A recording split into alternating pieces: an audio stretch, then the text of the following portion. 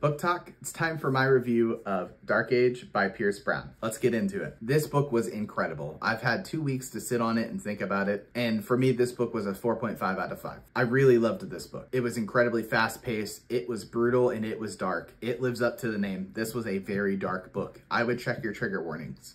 Some of the brutality in this was honestly surprising that it was Pierce Brown writing it because of how absolutely visceral it was. It was dark, man. It was a very brutal book, and I would almost consider this grimdark, if that's even possible. Grimdark sci-fi, because wow, there's a lot of stuff that happens in this book that's compacted into the amount of pages that it has, and it just feels like you're jumping from event to event to event, and it is non-stop. This book expands upon the multiple POV that Pierce Brown introduced in Iron Gold and adds an extra character, one that I was particularly interested in, and it's very exciting. I loved it. It has a ton of political intrigue, and there's a lot of outmaneuvering, political scheming, conniving, manipulation, and it is fun to read.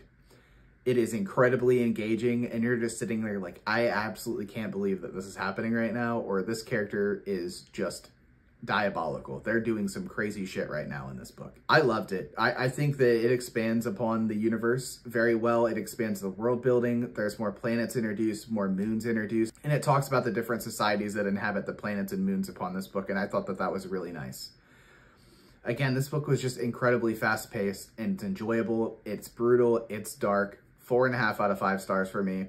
I really enjoyed this book, and I can't wait to get into Lightbringer, and there's a lot of loose ends in this book that I'm very excited to see what happens in Lightbringer in book 6. That is my review of Dark Age.